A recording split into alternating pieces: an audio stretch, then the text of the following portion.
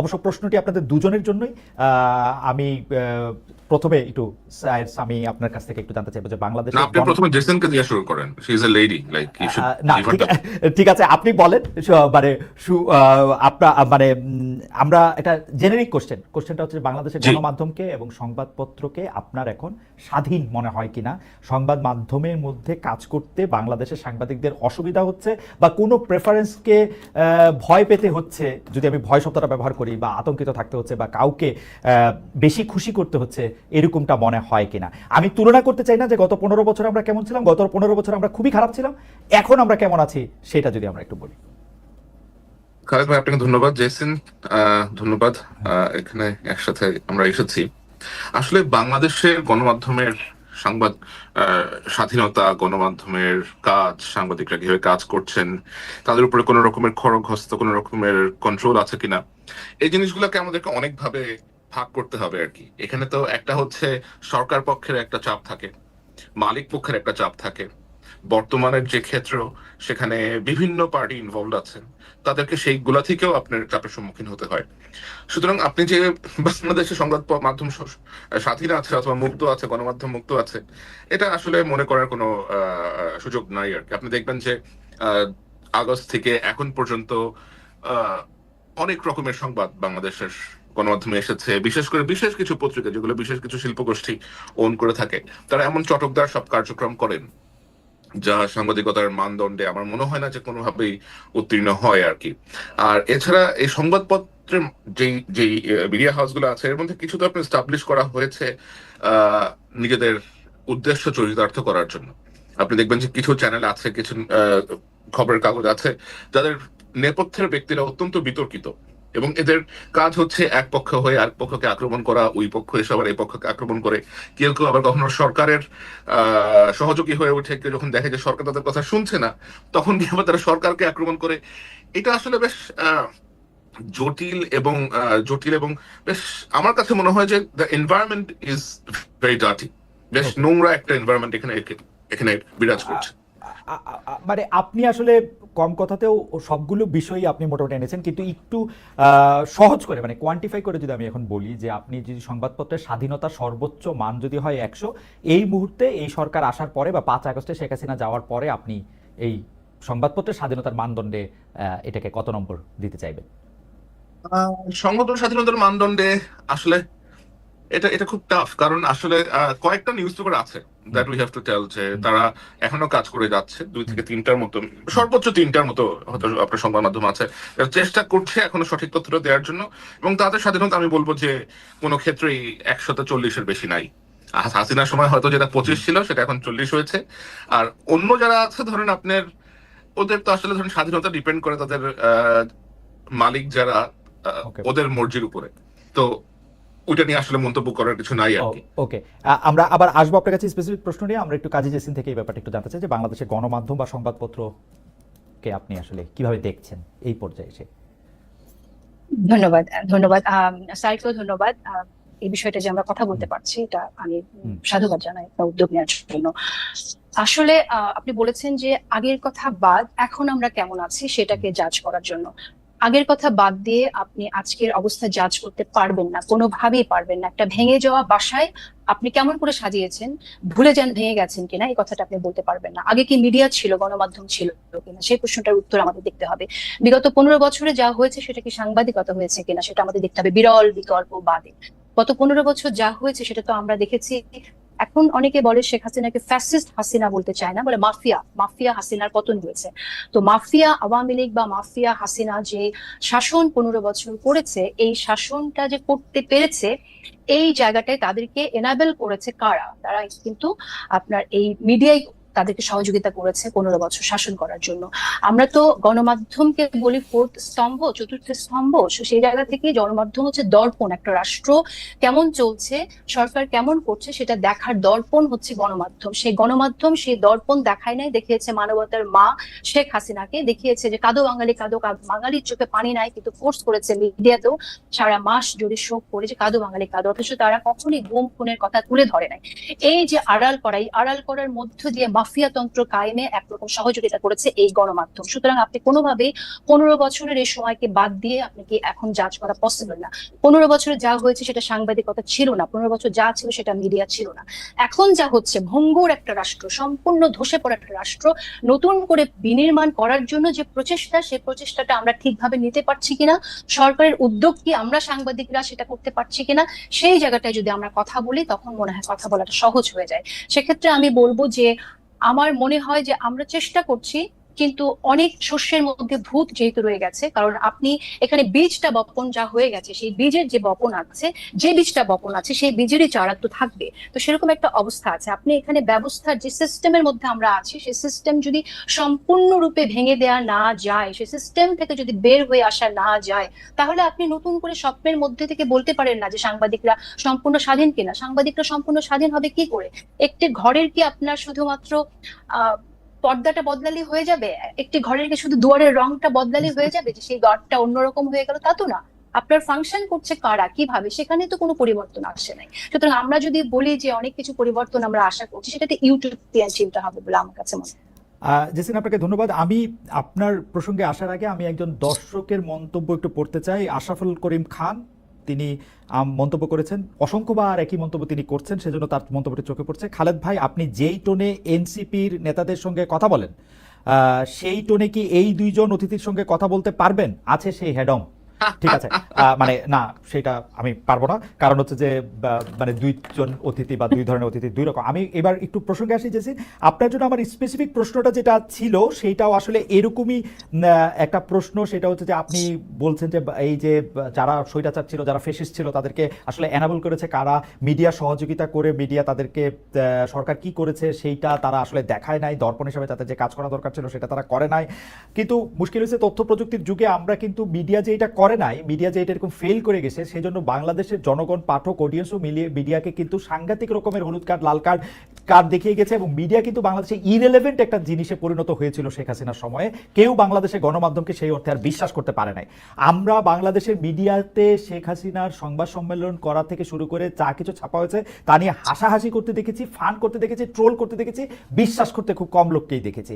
বাংলাদেশের media July August মাসেও চরমভাবে শেখ হাসিনাকে সাপোর্ট করে গেলেও তার প্রতি বাংলাদেশের মানুষ আস্থা রাখে না। কিন্তু প্রবলেম হচ্ছে মিডিয়ার এই পরিবর্তনটা, মিডিয়া যা দেখানো দরকার তাদের দেখাবে, তা প্রকাশ করবে, সেই সাহসটা অর্জন করবে, তার জন্যই পুরো বিপ্লবটা হয়েছে। আমার প্রশ্নটা হচ্ছে সেই বিপ্লবটা সফল হয়েছে কিনা, আমরা যা দেখাতে চাই, যাদের প্রশ্ন করতে চাই সেটা আমরা করতে পারছি কিনা, সেটা ছিল আমার প্রশ্ন। আপনার জন্য স্পেসিফিক প্রশ্ন যে অনেকেই এরকম বলে থাকেন, আমি একদম স্পেসিফিক নাম ধরে বলি, মোস্তফা ফিরোজ, যিনি আওয়ামী লীগ আমলে যে অল্প কয়েকজন তার প্রাইভেট চ্যানেল থেকে অনেক বেশি সমালোচনা করেছেন, তাদের মধ্যে থেকে অন্যতম। তিনিও বলেছেন যে টকশোগুলিতে এখন ভিন্ন মতের লোক থাকে না, একই মতের লোক থাকেন। আওয়ামী লীগ আমলেও ভিন্ন মতের গেস্টটা আলোচনা করতে পারতেন, যেটা এখন পারছেন না। সাংবাদিক মোস্তফা ফিরোজ নিজের প্রশ্নের উত্তর নিজে দিয়ে বলছেন, মানে তিনি কয়েকজনের কথা বলেছেন তাদেরকে কেন ডাকা হয় না। টিভি চ্যানেল মালিকেরা মবের ভয়ে সেলফ সেন্সরশিপের মধ্যে আছে। আওয়ামী লীগ আমলে যেটুকু স্বাধীনতা ছিল তাও এখন নেই। কাজী সিন, আপনি যদি একটু মন্তব্য করতেন। আমরা জুলকারনাইন স্যারের কাছেও একটা অন্য প্রশ্ন নিয়ে যাবো, এটা নিয়ে জি নিশ্চয়ই নিশ্চয়ই। আচ্ছা, আমি এই প্রশ্নটা উত্তর দেওয়ার আগে আপনার কথাটা বলি আগে, যে আপনি যে মন্তব্যটি করেছেন যে মানুষ, মিডিয়া ইররিলেভেন্ট হয়ে গিয়েছিল মানুষের কাছে। যেটা হয়, আপনি বোধহয় জানেন যে ব্যান্ড ওয়াগন এফেক্ট সম্পর্কে, রাইট? যে যখন ফ্যাসিস্টরা থাকে তখন কিন্তু তার বয়ান ক্রিয়েট করার জন্য মিডিয়াকে ব্যবহার করে। মিডিয়াকে ব্যবহার করে আপনার মুজিবকে এমন ভাবে পীর বানানো হয়েছিল যে এই বাংলাদেশের মানুষ শেখ মুজিবুর রহমানকে নিয়ে, শেখ হাসিনাকে নিয়ে একটি মন্তব্য করতে পারেনি, একটি ভয়েস সংস্কৃতি হয়েছিল। এবং যার পরিণতি হচ্ছে এতগুলো মানুষ, হাজার মানুষ, আমি স্পেসিফিক সংখ্যায় যাচ্ছি না, এতগুলো মানুষ প্রাণ দিতে হয়েছে তাদের জন্য। এটা দায় মিডিয়ার থাকবে। মিডিয়া ইররিলেভেন্ট হয়ে গেলেও মিডিয়ার দায় মিডিয়াকে নিতে হবে। এই কাজটি মিডিয়ার জন্য হয়েছে, কারণ তারা যদি এর আগে তুলে আনতো যে কি হয়েছে, যে কাজটা all the prime ministers main sir করেছে, তার জীবনে ঝুঁকি নিয়ে যে কাজটি করেছে, সেখানে বাংলাদেশে বসে কিন্তু সেরকম কাজ আমরা প্রতিনিয়ত হতে দেখিনি। এটা একটা ডকুমেন্টারি অনেক পাওয়ারফুল হতে পারে, কিন্তু এর আগে ঘটে যাওয়া আরো অনেক ঘটনা তুলে আনলে ব্যাপারটা আরো অনেক আগে ঘটতে পারতো, হাসিনার পতন আরো আগে ঘটতে পারতো। এ গেল আমার মিডিয়া নিয়ে মন্তব্য। আর আপনি যে প্রশ্নটি করেছেন যে নিরপেক্ষতার জায়গা থেকে, আমি যখন আমার কাজ করি আমি চেষ্টা করি এখন যারা স্টেক হোল্ডার্স আছেন তাদেরকে ইনভাইট করতে। আমাদের অনেক সমস্যাই হয়, আপনি নিজে হোস্ট করছেন একটা অনুষ্ঠান, নিজে পরিচালনা করছেন, আপনি জানেন যে কি ধরনের চ্যালেঞ্জ ফেস করতে হয়, অনেকের সাথে বসতে চায় না, এই ধরনের প্রবলেম থাকে। তারপর আমার জায়গা থেকে আমি মনে করি যে আমি যতটুকু চেষ্টা করছি সেটা আমি সবভাবেই চেষ্টা করছি সবার পার্টিসিপেশন রাখার জন্য। আমাকে শোনা এরকম মন্তব্য শুনতে হয় যে আমি আমার প্রোগ্রামে শুধু কেন এত এনসিপি নেতাদেরকে কেন ডাকি, তারা তো ছাত্র, তারা তো অল্প বয়স, তাদের সাথে অনেকে বসতে চায় না, আপনি আপনি কেন ডাকেন, আমার শুনতে হয় এরকম মন্তব্য। আমার এরকম মন্তব্য শুনতে হয় যে আমি অনেক জামাতে নেতাদের ডাকি, কিন্তু আমি তাদেরকে ডাকি এজন্যই যে গণ অভ্যুত্থানের যারা স্টেক হোল্ডার্স, আমি মনে করি তাদের ভয়েস, তাদের ইনক্লুসিভনেস আমাদের মেনটেন করা, ম্যানেজ করা দরকার, যে কোনো ভাবেই হোক আমাদের আলোচনার মধ্যে। এখন আপনি আমাকে বলতে পারেন যে আমি কেন আওয়ামী লীগের একজন নেতাকে আমি ডাকি না, সেটা যদি হয় আমার নিরপেক্ষতা লিটমাস টেস্ট, তাহলে আমি বলবো যে দুঃখিত, আমি আওয়ামী লীগের কোনো নেতা, অ্যাজ লং অ্যাজ আমি যতদিন পর্যন্ত তারা ক্ষমা না চাইছে তাদের অপকর্মের জন্য এবং জনমানুষ তাদেরকে গ্রহণ না করছে, আমি কেউ না তাদের ভয়েস মানুষকে শোনানোর জন্য। আমি এই দায়িত্ব নেব না এবং আমি দায়িত্ব নিতে আগ্রহীও না। যে অপরাধ করেছে তারা করেছে, সে অপরাধের জন্য তাদেরকে সরি বলতে হবে, মাফ চাইতে হবে। মানুষ যদি মাফ করে তখন ডেফিনেটলি তারা আসবে মানুষের জন্য ভবিষ্যতে কি করতে চায় সে কথাটা বলতে। আমি অবশ্য আপনার বক্তব্যের মূল নির্যাসের সাথে আমি একমত। আমি জনাব মোস্তফা ফিরোজ যেটি বলতে চাইছেন, যারা আওয়ামী লীগ আমলে মানে আওয়ামী লীগকে উনি ডাকতে বলতেছেন না আসলে, কিন্তু আওয়ামী লীগ আমলে যারা আওয়ামী লীগকে মৌন বা নীরব সমর্থন দিয়েছেন তাদেরকেও কি আপনি ডাকের বাইরে রাখবেন কিনা, বা তাদেরকে ডাকের বাইরে কি মবের ভয়ে রাখা হচ্ছে কিনা সেটা আপনি বলবেন কিনা। যে ধরেন সরাসরি আওয়ামী লীগ করে নাই, ধরেন তারা খুন খারাপিতে অংশ নেয় নাই, উনি কয়েকটা নামও বলেছেন আসলে, সৈয়দ ইশতিয়াক রেজা, জয় মামুন, এরকম কয়েকটা নামও বলেছেন। আচ্ছা, এখন একটা বিষয় সেটা হচ্ছে যে মিডিয়া নিয়ে কথা বললে তো অনেকের কথায় চলে আসে। তো আমি আসলে দেখেন, আমরা তো কলিগস একসময় একসাথে কাজ করেছি, কিন্তু আমরা অত্যন্ত দুঃখজনক ভাবে প্রত্যক্ষ করেছি যে যখন চোখের সামনে, সবার চোখের সামনে এই ছাত্রদের হত্যা করা হয়েছে, তখন তারা এই পতিত হাসিনার অফিসে গিয়ে তারা যে বক্তব্য রেখেছেন, এটা তো আমাদের জন্য অত্যন্ত দুঃখজনক ছিল। টু উইটনেস, সাক্ষী হওয়া ইতিহাসের, যে সাংবাদিকরা এই জায়গায় চলে যেতে পারে, তাদের মানবতা বোধ তারা এইভাবে বিসর্জন দিতে পারে, এই অন্ধত্ব তাদেরকে পেয়ে বসতে পারে, এটা তো আমাদের জন্য দুঃখজনক। আমি আপনাকে এই জায়গায় একটু থামাই, কারণ আমার দ্বিতীয় প্রশ্নটার মধ্যে যে আপনার এই সাংবাদিকদের যে শেখ হাসিনার সাথে যে তাদের সম্পর্ক, তাকে যে আসলে আপনি প্রথমে যে অ্যানাবল করার কথাটা বলেছেন, সেটার ক্ষেত্রে আপনার যে জায়গা, সেটা অন্য পেশাজীবীদের ক্ষেত্রে একই রকম কিনা, সেটা নিয়ে আমরা দ্বিতীয় প্রশ্নে আসবো। আপাতত একটু স্যারের কাছে যাই যে স্যার, আপনি একজন পেশাদার সাংবাদিক, আপনার অনুসন্ধানের মাধ্যমে, সোর্সের মাধ্যমে রাষ্ট্রের দুর্নীতি, অসঙ্গতির অনেক ডকুমেন্টস আপনার হাতে আসে, সেগুলি কিছু আপনি নিজের সোশ্যাল মিডিয়াতেও তুলে ধরেন। তার মানে ব্যক্তি আপনার সঙ্গেও একটা সংবাদ মাধ্যমের একটা প্রতিযোগিতা আছে, যে মানে আপনি যেটা আসলে আপনার প্রতিষ্ঠান থেকে তুলে ধরছেন না, এমন অনেক কিছু আপনার ব্যক্তি জায়গা থেকে আপনি এটা তুলে ধরছেন। এই যে আপনার সঙ্গে আপনি সহ অন্য আর যারা এই প্রকাশ করার ক্ষেত্রে নিজস্ব প্ল্যাটফর্ম ব্যবহার করতেছে, সেইটার সঙ্গে কি গণমাধ্যমের একটা প্রতিযোগিতা হইতেছে, এবং এই প্রতিযোগিতাটা কি মানে সম প্রতিযোগিতা, অসম প্রতিযোগিতা এই প্রতিযোগিতার মধ্যে? কারণ আমি সাংবাদিকতার এতটুকু বুঝি, যা কিছু এডিটেড না তা কিছু জার্নালিজম না। এখন যদি কোনো কিছু মানে এইটা আপনি আসলে কিভাবে আপনি এটা দেখবেন? কারণ অনেক সময় তো এরকমও হইতে পারে, সামি আমি জাস্ট আরেকটা লাইন বলি, অনেক সময় তো এরকম হইতে পারে যে আপনি হঠাৎ করে ক ব্যক্তিকে খুব অপছন্দ করতে শুরু করলেন। যদি আপনি ক ব্যক্তিকে অপছন্দ করতে শুরু করেন, তখন দেখা যায় যে ধরেন ক আর খ দুইজনের ব্যাপারেই আপনার কাছে তথ্য আছে, আপনি সিলেক্টিভ ভাবে শুধু ক এর বিরুদ্ধে রিপোর্টটা আপনি প্রকাশ করলেন। এটা হইতে পারে কিনা, বা এটা হচ্ছে কিনা এখন? থ্যাংক ইউ খালিদ ভাই। আমার মনে হয় এটা একটা খুবই গুরুত্বপূর্ণ প্রশ্ন আপনি আমাকে করেছেন, এবং এটা উত্তর দেওয়ার জন্য আপনার মাধ্যমে, আপনার থেকে আরো ভালো কোনো মাধ্যম হয়তো আসবে না আমার সামনে, অথবা আই ডোন্ট নো।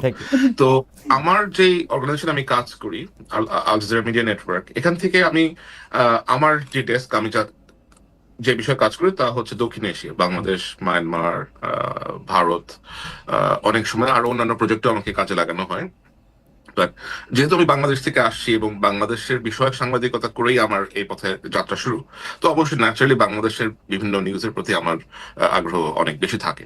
আর লোকজন যেহেতু আমাকে চেনে, অনেকেই আমাকে চেনে, বিভিন্ন সেক্টর অনেকে আমাকে চেনে, অনেকে আমার কাছে বিভিন্ন রকমের তথ্য প্রমাণ সহ পাঠিয়ে থাকে। এখন ন্যাচারালি আমার আল জাজিরাতে কোনো বাংলা ডিভিশন নাই, এবং এখানে আপনার বিভিন্ন রকম নিউজের আমাদের কাছে আসতে থাকে প্রতিনিয়ত, এবং বাংলাদেশ কেন্দ্রিক নিউজে সবসময় করা সম্ভব না। এটা এটা এটা এটা বেশ অসম্ভব একটা বিষয় আর কি। আর ডকুমেন্টারি করতে অথবা একটা নিউজ স্টোরি করতে আমাদের সময় লাগে, অনেক অনেক ওয়েটিং লাগে।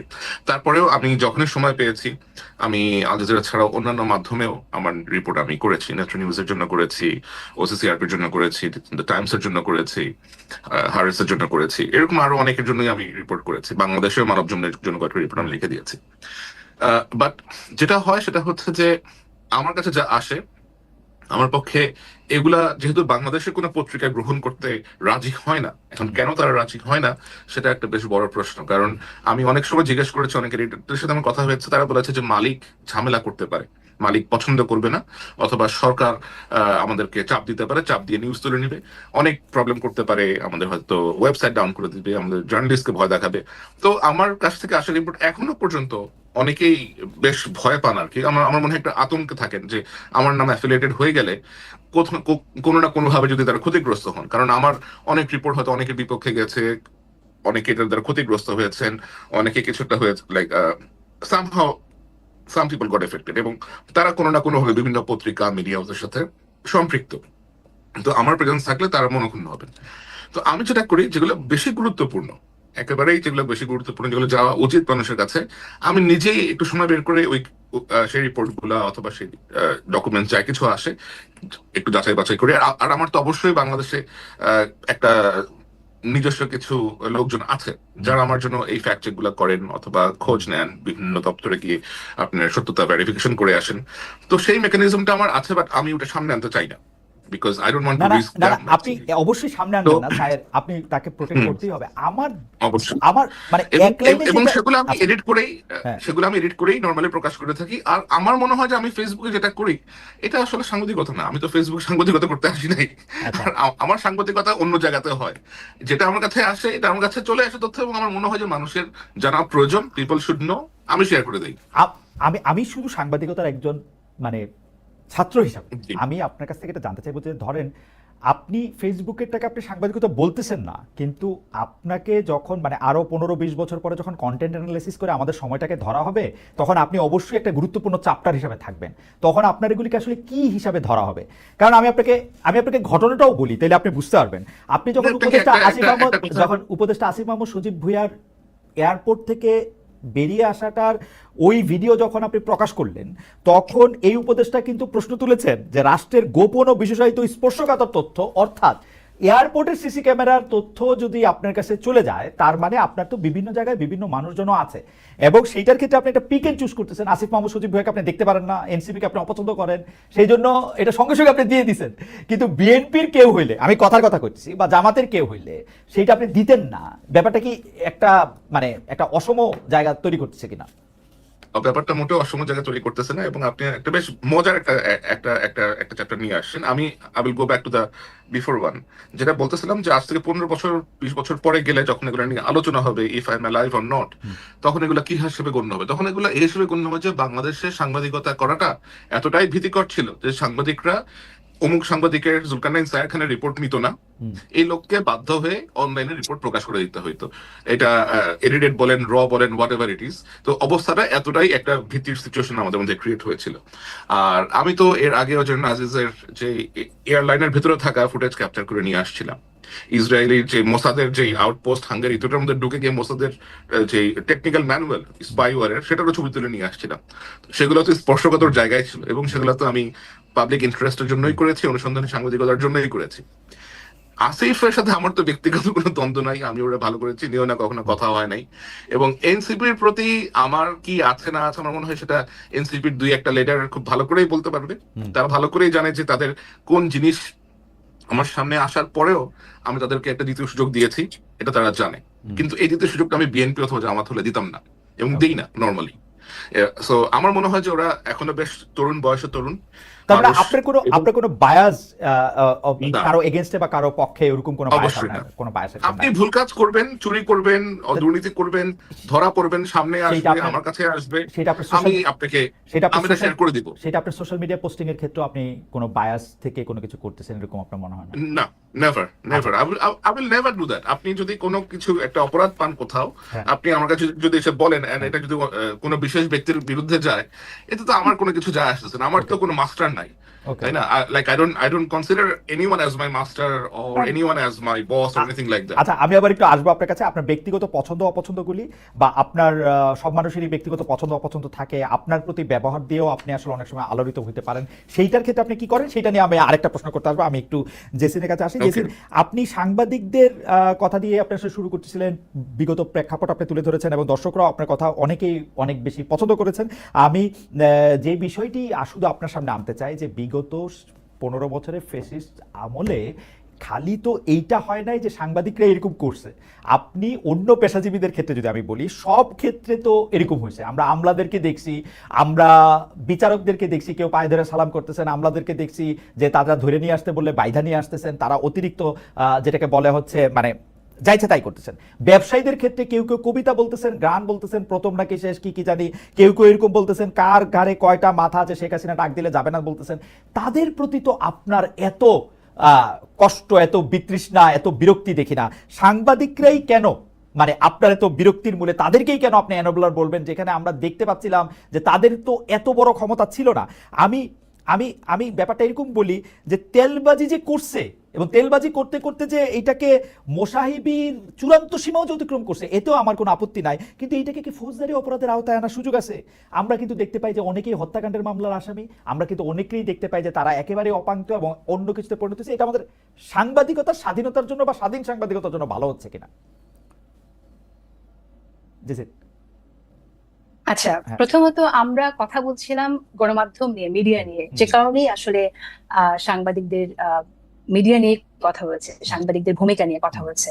আর আমলাদের বিষয় নিয়ে তো আমরা অনেকবারই বলেছি, আমি তো আমার অনুষ্ঠানে আমি অনেকবারই আলোচনার এনেছি যে আমলারা যা করেছে, এবং আমরা এরকম শুনি যে বিভিন্ন লেয়ারে আওয়ামী লীগ টেস্ট করে করে তাদেরকে প্রমোশন দেওয়া হয়েছে। আমি একজন উপদেষ্টাকে নাম উল্লেখ না করে জিজ্ঞাসাই করেছিলাম যে সে একই আমলাদেরকে নিয়ে তারা নতুন বাংলাদেশ গড়বে কি করে। তো দামোর্থটা ছিল এরকম যে বদলানো সম্ভব না, কারণ এর পরের যে লেয়ার সেটাও আওয়ামী লীগ, তারপরের লেয়ার সেখানেও আওয়ামী লীগ, এরকম 5টা লেয়ারেও সে চেক করে দেখেছে সবই আওয়ামী লীগের। সো এরকম একটা সিচুয়েশনে সরকার কাজ করছে। ডেফিনেটলি আমরা বারবার বলছি এটা যে সরকারের উচিত যেখানে তদন্ত করা কারা আসলে আওয়ামী লীগের হয়ে কাজ করেছে এবং কাদের বিরুদ্ধে তদন্ত করলে, যাদের বিরুদ্ধে তদন্ত করলে প্রমাণিত হবে তাদের বিরুদ্ধে ব্যবস্থা নেওয়া, সেটা আমরা বারবারই বলছি এবং বলবো। বিচারের ক্ষেত্রেও তাই। এটা আমরা দেখেছি কিছু পরিবর্তন এসেছে, নতুন বিচারক নিয়োগ করা হয়েছে এবং যারা বিচার ব্যবস্থার দায়িত্বে আছেন, আইন উপদেষ্টা আছেন, অ্যাটর্নি জেনারেল আছেন, তারা এই কাজটা করছেন বলে জানি। আরো ব্যাপকভাবে করা দরকার, কিন্তু যেহেতু আমরা গণমাধ্যম নিয়ে কথা বলছি সেজন্য গণমাধ্যমের বিষয়টি এসেছে। আপনি একটা বললেন যে এটা তো ফৌজদারি অপরাধ না, ফৌজদারি অপরাধ কিনা সেটা আপনি বলতে পারেন না। আপনি নিজে যদিও আইন নিয়ে আপনার বিশেষ জ্ঞান আছে বলে আমি জানি, তারপরেও আমি বলছি, কারণ আমরা যদি ইতিহাসের দিকে দেখি তাহলে রুয়ান্ডাতে কি হয়েছে, হুতুরা যে গণহত্যা চালিয়েছে তুৎসিদের উপরে, সেখানে হুতুরা কিন্তু একইভাবে মিডিয়াকে ব্যবহার করছে। বাংলাদেশে যেরকম শেখ হাসিনা সরকার মিডিয়াকে ব্যবহার করেছে যে একটা একটা শিবির ধর, ধৈরা ধৈরা জবাই কর, বিএনপি হলেই ছাত্রদল হলেই ধরে ধরে জেলে ভর মার। তো এই যে একটা অবস্থা আমরা দেখেছি, স্লোগান হিসেবে যদিও শিবিরের ওই স্লোগানটা পপুলার হয়ে গিয়েছিল, কিন্তু গুম খুন করতে তো আমরা বিএনপির নেতা কর্মীকেও আমরা দেখেছি যে নিয়ে গেছে, গুম হয়ে গেছে, ফিরে আসেনি, এই ঘটনাটা ঘটেছে। তো তখন কিন্তু আমরা কোনো প্রতিবাদ দেখি নাই। তো সেম যেটা আমি রেফারেন্স দিচ্ছিলাম, রুয়ান্ডাতে কিন্তু একই ঘটনা ঘটলো এবং রুয়ান্ডাতে আপনার হুতুকে কি বলবো সমর্থন যোগানোর জন্য, তাদের প্রোপাগান্ডাকে সমর্থন যোগানোর জন্য সেখানে RTLM নামে একটি রেডিও স্টেশন ছিল। সেই রেডিও স্টেশনের মালিকের কিন্তু মৃত্যুদণ্ড হয়েছিল যে শুধুমাত্র এই প্রোপাগান্ডা ছড়ানোর জন্য। এবং তার ওখানে যে কথাটা বলেছিল যে আমরা শুনতে পেয়েছি সেখান থেকে এরকম বাণী দেয়া হয়েছে সেই রেডিও থেকে, go clean, the grave is not yet fulfilled. হ্যাঁ, মানে কবরটা এখনো ভরে নাই, যাও আরো মারো। তো এই যে তাদের বয়ানগুলো তারা বিভিন্ন ভাবে নিয়ে এসেছে তাদের রেডিওতে। আপনি মনে করছেন যে বাংলাদেশের সাংবাদিকেরা গত 15 বছরে এইরকম বয়ান দিয়েছে নাকি এরকম বয়ান? বাংলাদেশের সাংবাদিকরা আমি বলছি এখানে যে বাংলাদেশের সাংবাদিকরা বিরল ব্যতিক্রম বাদে তারা এই যে মানুষজনকে জেলে নেওয়া হয়েছে, গুম করা হয়েছে, খুন করা হয়েছে, এটাকে জায়েজ করেছে। শেখ হাসিনাকে তারা তার বড় মানবতার মা বলেছে বাংলাদেশের মিডিয়া। এর জবাব আপনি কোথায় পাবেন? সো আপনি এটা বলতে পারেন না যে ফৌজদারি অপরাধ করেছে কিনা, এটা আসলে প্রমাণযোগ্য। আমি এখানে একটু অ্যাড করতে চাই, if you allow me to. আপনি চিন্তা করেন খালিদ ভাই যে আপনি একটা ঘরে আছেন, একটা বাসায় আছেন। আপনার বাসায় আপনি জানেন যে বাসার ছাদের ওই অংশ যে কোনো সময় ধসে পড়তে পারে, কিন্তু আপনি কোনো ব্যবস্থা গ্রহণ করছেন না। আপনি দেখছেন, আপনি ব্যবস্থা গ্রহণ করছেন না, কারণ আপনি জানেন যে যদি এটা কমপ্লেন করেন না, আপনার বাসার যিনি মালিক আছেন অথবা বাসার যিনি কর্তা আছেন তিনি হয়তো বিষয়টা নিয়ে আপনাকে বকাঝকা করবেন অথবা পছন্দ করবেন না, হুম। যে তুমি আমাকে খরচ বাড়াইতে আসছো কেন। হঠাৎ করে ওই ছাদটা ভেঙে পড়ে বাসার 3টা লোক মারা গেল, দোষটা কার হবে? হুম। উড ইউ ফিল যে আপনি এটার জন্য দোষী কিনা? না আমার মনে হয় বিষয়টা না অবশ্যই, কিন্তু এরকমই হয়েছে। কিন্তু না আপনারা দুজনই আমার খুবই প্রিয় সাংবাদিক, কিন্তু আমি শুধু আপনাদের মনে করাই দিতে চাই যে 15 বছর ধরে আমাদের ফেসিস শেখ হাসিনার আমলে সাংবাদিকতাকে দেখতে গিয়ে আমরা অতিরিক্ত জেনারেলাইজেশন করতেছি কিনা।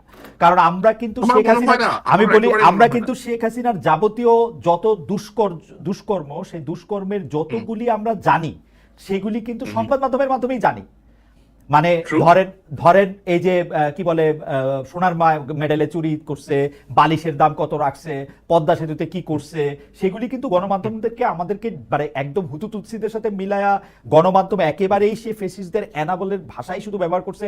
এইটা বললে কিন্তু আসলে আমার কাছে মনে হয় যে আমরা পরবর্তীতে যে সাংবাদিকতার কথা আমরা আশা করি সেইটার ক্ষেত্রে একটু বেশি করা হয় কিনা আমার কাছে মনে হয় যে, এবং এইটা এমন একটা উপায় তৈরি করে কিনা। আমরা কিন্তু এখন দেখতেছি যে নতুন যে সাংবাদিক গোষ্ঠী তৈরি হয়েছে এই 10 মাসে যারা সাংবাদিকতা করতেছেন তাদের বেশিরভাগের ক্ষেত্রে প্রভু বদলাইছে, তাদের অবস্থান বদলায় নাই। মানে এটা ভাঙা ঘর ভাঙা বাড়ি মাথার উপরে ভাঙা পড়ছে সেটাতে এটা বিবেচনা করা যাবে কিনা। তারা কেউ কেউ দাবি করতেছে এরকম যে আমরা বিএনপির ঘনিষ্ঠ লোক, আমরা বিএনপির জন, সেই জন্য আমি এখন সম্পাদক হব। কেউ কেউ দাবি করতেছে যারা জামাতের লোক সেই জন্য আমি সম্পাদক হব, আমি এনসিপির লোক সেই জন্য আমার এটা করতে হবে। আমরা 15 বছর বঞ্চিত, মানে সোজা কথা বলতে যে 15 বছরে যেই দুষ্টামিগুলি আওয়ামী লীগ করছে সেগুলি এখন আমরা করব, এইটা যারা না, করছে সেটা মানে সেইটা ঠিক হবে কিনা আসলে। না, মানে সেটা আমরা একেবারেই ঠিক হবে মানে না। মানে এই জন্য আমি এই প্রশ্নটাই যদি আপনি এটা বলতে, তারপর আবার একটু জেসিনেরও একটু মন্তব্য আমাদের একটু শুনতে হবে। স্যার আমি একটু থামাইছিলাম আপনাকে, সরি। সরি, যেটা বলতেছে যে এটা করা কখনোই উচিত হবে না, কখনোই। এবং এই জিনিসটাই বন্ধ করতে হবে যে রাজনৈতিক পরিচয়ের ভিত্তিতে সাংবাদিকতার পেশায় যে প্রেফারেন্স দেওয়া হয়, এই প্রেফারেন্সিয়াল ট্রিটমেন্টটা বন্ধ করতে হবে। এই যে ব্যক্তি আপনার নিজের স্বাধীনতা, ইন্টেগ্রিটি এবং সততা বজায় রেখে এই এই পেশার মানটা ধরে রাখতে পারবেন, তাদেরকেই আসলে বিবেচনায় নেওয়া উচিত। কে কোন মতের কোন দলের অনুসারী এরকম কখনোই করা উচিত না। আর শেখ হাসিনার সময় আপনি যে ঘটনাগুলো উল্লেখ করলেন, বালিশ কাণ্ড অথবা অন্য সোনার মেডেল, এগুলোর সাথে কিন্তু শেখ হাসিনা সরাসরি কখনো সম্পৃক্ত ছিলেন না। শেখ হাসিনা সরাসরি সম্পৃক্ত ছিলেন কিসে? ফর এক্সাম্পল, আপনার জেনারেল আজিজের মতো একটা লোককে সেনাপ্রধান বানানোতে আমাদের দেশের সাংবাদিকরা রিপোর্ট করতে পারতো যে ওরকম পৌরসভা ইউনিয়নের চেয়ারম্যানের ভাই মার্ডারার তমিজউদ্দিন, সরি, অথবা মার্ডারার ক খ এরকম জেল থেকে মুক্তি পাইছে এবং সে এখন স্যার আপনি কিন্তু খেয়াল হুম, করলে দেখবেন যে জেনারেল আজিজকে ধরেন বাংলাদেশে সাংবাদিকতা করতে হইলে তো আসলে আপনাকে মানে এরকম একটা দেশ যে দেশের মধ্যে আপনি তো আসলে যে অভিযুক্ত তার সঙ্গে আপনি কথা বলতে হবে, সেই অভিযুক্তের সঙ্গে আপনি কথা বলতে পারতেছেন, আপনার রিপোর্ট তৈরি হচ্ছে না। কিন্তু আপনি পত্রপত্রিকায় কিন্তু দেখবেন এই জোসেফ হারিসের কথা কিন্তু মানে অসংখ্যবার পত্রপত্রিকা ছাপা হয়েছে। আপনি দেখবেন যে মানে বিভিন্ন ছুতা নাতায় কিন্তু ছাপা হয়েছে। এমনকি আমরা যে জার্মানি থেকে জেনারেল আজিজের ইন্টারভিউ করছি, কতগুলি প্রশ্ন যেহেতু তার উত্তর প্রশ্ন সবগুলি ভয়ঙ্কর ছিল, তার উত্তর মানে তার 4বার চাকরি চলে যাওয়া উচিত শুধু এই উত্তর দেওয়ার জন্যই, বা ফৌজদারি অপরাধ হওয়া উচিত, সেগুলি কিন্তু আবার সে ছাপানো হয়েছিল পত্রপত্রিকাগুলিতে। মানে যখনই গণমাধ্যম মিনিমাম সুযোগ পাইছে সেগুলি কিন্তু ব্যবহার করা হয়েছে। শেখ হাসিনার বিরুদ্ধে অভিযোগের ক্ষেত্রে আমি বলে দিই, এস আলমের ঘটনাটাতে শেখ হাসিনা যখন স্টেপ ইন করলো তখন কিন্তু পত্রপত্রিকাগুলি একটা বড় ভূমিকা পালন করছে শেখ হাসিনার এইটা উন্মোচন করার জন্য। আপনি দেখবেন জুলাই আগস্টের মধ্যে উনি যখন এই ভয়ঙ্কর সিদ্ধান্তগুলি নিতেছেন, সবগুলি পত্রপত্রিকা বা বেশিরভাগ পত্রপত্রিকা কিন্তু দাঁড়াইতেছে তার এগেনস্টে, জনমত তৈরি করার জন্যই দাঁড়াইতেছে, যখন সুযোগ পাচ্ছে তখন কিন্তু দাঁড়াইতেছে। এই ডিউ ক্রেডিটটা আমরা দিমু কিনা সেইটার হচ্ছে কথা, মানে নাকি আমরা এখন দেখেন আপনি যে 2014 সালে একটা ইলেকশন হয়েছে, আমাদের 2018 সালে একটা ইলেকশন হয়েছে, সেই ইলেকশন করার সময় গণমাধ্যম আসলে কতটা স্ট্রং ভূমিকা রেখেছিল সেটা কিন্তু আমরা দেখি নাই। হ্যাঁ, কিছু যখন একটা আওয়াজ তুলছি, যখন জিনিসটা সামনে চলে আসছে, তাও আমাদের মতো আপনার যারা দেশের বাইরে ছিল এদের হাত ধরে, তখন জিনিসটা নিয়ে আপনার আলাপ আলোচনা করা সহজ ইজি হয়ে গেছে, because somebody has brought it to the light. But deliberately নিজের থেকে, যেমন ধরেন এসালমের নিয়ে যে এত কাণ্ড কাণ্ড হলো, এসালমের মাধ্যমে যে ইসলামী ব্যাংকটা দখল করা হয়েছে রাষ্ট্রীয় আপনার গোয়েন্দা সংস্থা ব্যবহার করে, এটা তো প্রথমে রিপোর্ট করেছে আপনার দ্য ইকোনমিস্ট। এরপরে দেশের কয়েকটা পত্রিকা তাও চেষ্টা করেছে, কিছু জায়গা থেকে নিউজটাকে নামিয়ে নেওয়া হয়েছে। যেমন বিএনপির সালাউদ্দিন সাহেব, ওনাকে দেশের একটি সংস্থার র্যাব নিয়ে গিয়ে তাকে পিক করে আপনার বর্ডারের অপর সাইডে গিয়ে ছেড়ে দিয়ে আসছি। একটা পত্রিকা ছাড়া, নিউ এজ ছাড়া সাংবাদিক মুক্তাদির রশিদ এবং ডেভিড বার্গম্যান ছাড়া এটা নিয়ে এত এক্সটেন্সিভ রিপোর্ট আর কেউ করতে পারে নাই। ডেভিড বার্গম্যানের পক্ষে বাংলাদেশে থাকা পসিবল হয় না, মুক্তাদির রশিদকেও বিভিন্ন জায়গাতে ডেকে ডেকে নিয়ে গিয়ে হেনস্থা করা হয়েছে। সুতরাং আপনি যদি বলেন যে সবাই রাইট কাজটা করছে, সবাই আসলে না, right কাজটা না, করে না। না, না। আপনি আরেকটা জিনিস খালেদ বের করে চিন্তা করেন যে আমাদের দেশের পপুলেশন হচ্ছে 180 কোটি। 180 কোটি দেশের জনসংখ্যার মধ্যে থেকে 18 কোটি 180 সরি মিলিয়ন 180 মিলিয়ন, লাইক 18 কোটি। রাইট 18 কোটি মানুষের মধ্যে আপনি দেখবেন যে আপনি হাতে গুনতে পারবেন অ্যাকচুয়ালি 20 থেকে 25টার মতো হয়তো সাংবাদিক আছে যারা গত 15 বছরে এক এক্সাক্ট কাজটা করার চেষ্টা করেছে, সামহাও দেশে থেকে হোক দেশে বাইরে থেকে হোক। এই যে হাজার হাজার সাংবাদিক রেজিস্টার্ড আছে আপনার, এই ইউনিয়ন ডিআরইউ বলেন কত কমপক্ষে 100টার মতো ইউনিয়ন আছে, এরা কি কাজটা করছে সংঘবদ্ধভাবে?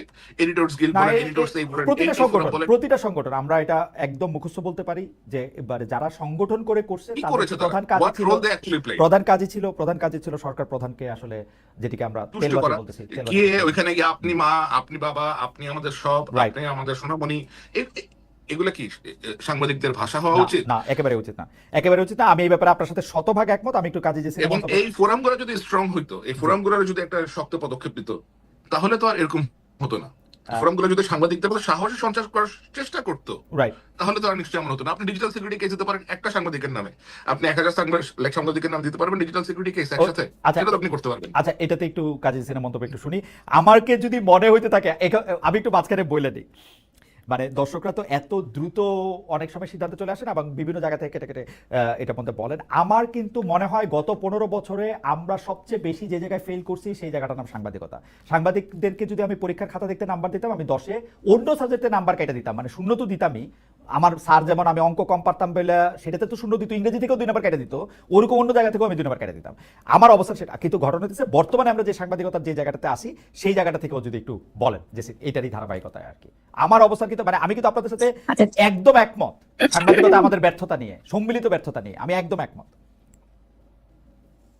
না, আপনি যেহেতু একমত তাহলে আমার অ্যাড করার কিছু নাই, যে আপনি নিজেই জানেন যে প্রশ্ন নয় প্রশংসা করতে এসেছি, সেই বিখ্যাত টার্ম নতুন করে অ্যাড করার কিছু নাই। আমাদের মনে রাখা উচিত কিশোরের কথা, মুশতাকের হত্যার কথা, সেই সাংবাদিকদের কথা আমাদের মনে রাখা উচিত, সাংবাদিকদের গুম করা হচ্ছে সেই কথাগুলো মনে রাখা উচিত। আর সংবাদ মাধ্যমে একটু অ্যাড করি শুধু, সেটা হচ্ছে যে খুব অল্প বিস্তর যে সমালোচনাটা করলে সহ্য করবে, কিছু না সমালোচনা করলে তো টেকা যাবে না, সেরকম একটু সমালোচনা করেই কিন্তু হয়েছে। মূল জায়গাগুলোতে অ্যাটাক করে যে জায়গাটা আসলে তুলে আনা দরকার সেই কাজগুলো করা হয়নি। আয়নাঘরের কথা মানুষ জানা সত্ত্বেও কিন্তু আনতে পারেনি, কোনোভাবে ইনিয়ে বিনিয়েও আনতে পারে নাই। এখন সাংবাদিকতার কথা যদি বলি যে আমরা আসলে এখন কেমন আছি, আমার তো মনে হয় যে মূল জায়গাটাই তো নষ্ট হয়ে গেছে। তো মূল জায়গাটা যখন নষ্ট হয়ে গেছে, এটা ঢেলে সাজানো ছাড়া তো সুপারফিশিয়াল যাই হবে সুপারফিশিয়াল। আপনি উপর থেকে একজন ব্যক্তি পরিবর্তন হলে, দুজন ব্যক্তি পরিবর্তন হলেই তো হবে না, পুরো সিস্টেমটাই তো করাপ্ট। এখানে যেমন আপনার কর্পোরেট সেন্সরশিপ আছে, পলিটিক্যাল সেন্সরশিপ তো আসবেই। যখন কিনা আপনার কালো টাকার বিনিয়োগ থাকবে তখন তো আপনার পলিটিক্যাল সেন্সরশিপটা আসবে। আরেকটা বড় সমস্যা হচ্ছে, দেখেন এই যে শেখ হাসিনা কিন্তু বাকশাল, একটা নব্য বাকশাল, ডিজিটাল বাকশাল কায়েম করেছেন। কিভাবে? পত্রিকা বন্ধ না করে, ভেরি স্মার্টলি পত্রিকা বন্ধ না করে, কোনো টেলিভিশন বন্ধ না করে, আরো বেশি বেশি লাইসেন্স দিয়ে সবগুলোকে নিজের জন্য, নিজের মাইক হিসেবে ব্যবহার করার মধ্য দিয়ে। এখন এই প্রতিষ্ঠানগুলো লাইসেন্স কাকে দেওয়া হয়েছে? নিজেদের লোককে, যারা তার বিশ্বস্ত ব্যবসায়ী, যাদের সাথে ব্যবসায়িক লেনদেন আছে, বা মন্ত্রীর ভাই, তাদেরকে দেওয়া হয়েছে। এখন তো তাদের কাছে এই চ্যানেলগুলো আছে, তো এই চ্যানেলের কাছ থেকে আপনি কি পাবেন, কি আশা করবেন? এখন তারা যাই করবে, তাদের তো নিজেদের পাপেই এখন যা দেবে সেটা তো আপনি নিষ্ঠাবান সাংবাদিকতা আশা করবেন না। সিদ্ধান্তগুলো তো আসবে আপনার নিজেদের ভুল থেকে, আতঙ্ক থেকে, ভয় সেখানে থাকবেই। সুতরাং আমার মনে হয় যে এটা যদি আমরা বলি যে আচ্ছা, এইটা একটু আপনি ইলাবোরেট করবেন কিনা, কারণ এই জিনিসটা আমরা শুরু হয়েছে দেখছি যে বিএনপির আমল থেকে, মানে বিএনপির আমল থেকে না বলে যখন আসলে মানে 21 টিভি লাইসেন্স দেওয়া হলো, তারপরে যখন চ্যানেল আই লাইসেন্স দেওয়া হলো, এগুলি আওয়ামী লীগের আমলে দেওয়া হয়েছে। তারপরে যখন বিএনপি আসলো, বিএনপি কিন্তু পরপর বেশ কয়েকটা টিভি লাইসেন্স তাদের দলের লোকদেরকেই দিছে, একদম যারা তাদের ব্যান্ড ওয়াগন বাজাবে খুব সুন্দর করে তাদেরকেই দিছে।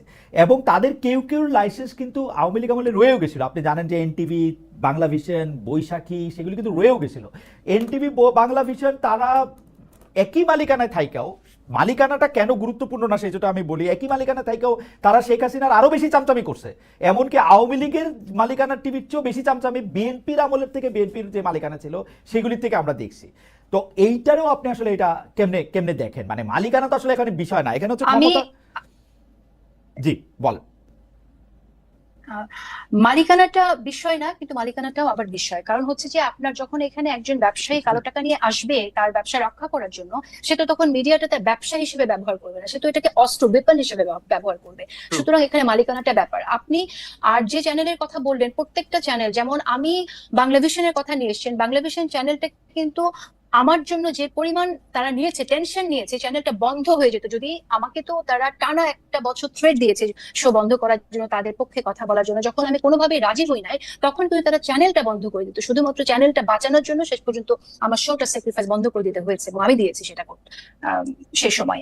সুতরাং এরপরে তারা টিকে থাকার জন্য কি করেছে, আমি আমি এত মানে সূক্ষ্মভাবে অবজার্ভ করিনি তখন কি করেছে, কিন্তু ডেফিনেটলি প্রতিবাদ করা উচিত ছিল।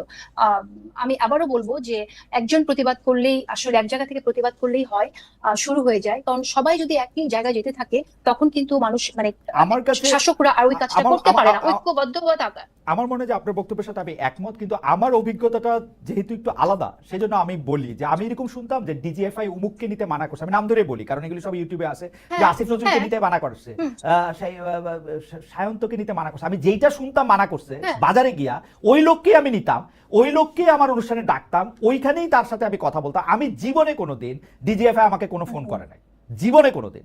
আমাকে কোনোদিন আমার কোনো মালিক আমাকে জীবনে কোনোদিন বলে না যে তুমি এই অনুষ্ঠানগুলিতে ইউটিউবে আসে, আমারে কোনোদিন বলে না যে এইটা তুমি করতে পারবা না। সো আমি এটা না, মানে এইটা আমি আপনার তাহলে শক্তি অনেক বেশি ছিল সেই তুলনায়। আমি হয়তো অনেক দুর্বল ছিলাম। আমি একজনকে আমি নিশ্চয়ই আমি দুর্বল ছিলাম, কারণ হচ্ছে আমি একটু বলি এখানে, সেটা হচ্ছে আমার যখন কোনো কাজ নাই, আমি মাসের পর মাস, বছরের পর বছর এখানে যাই সেখানে যাই আমাকে একটা কাজ দেওয়ার জন্য, তখন আমি একজনকে বলেছিলাম যে সে তো বলতে পারে, আমি একটু বললে তাদের সমস্যা কি, তখন বলেছে তার শক্তি অন্য জায়গায়। এই কথাটা কিন্তু আমি শুনেছিলাম, আমি নাম উল্লেখ করছি না। সুতরাং আমি বলছি আমি জানি না আমার শক্তি বলতে আমি এটা বুঝি যে আমার কোনোদিনই কোনো সরকারের কাছে গিয়ে চা কফি খাইতে হয় নাই, আমারে কোনোদিন ডিজিএফআই ইফতারি গিয়ে বসে থাকতে হয় নাই। আমার শক্তির জায়গা আমি বুঝি যে আমার একটা থানার ওসি বদলানোর ক্ষমতা ছিল না, ওইটাই আমার শক্তি। দ্যাটস ওয়াই আমি কোনোদিন যেহেতু পাওয়ারফুল ছিলাম না, সেহেতু আমি কোনোদিন পাওয়ারহীন হই নাই আর কি, এটা আমি বুঝি। ওসি বদলানোর শক্তি ছিল কিনা সেই জায়গাটা আমি প্রেস ক্লাবে গেলে এই গল্প শুনতাম যে মানে সাংবাদিকরা ফোন করলে নাকি ওসি বদলায় যায়। আমি প্রেস ক্লাবে গেলে আমিও শুনেছি, কিন্তু সেই প্র্যাকটিসটা কোনোদিন আমিও করিনি, কখনোই না।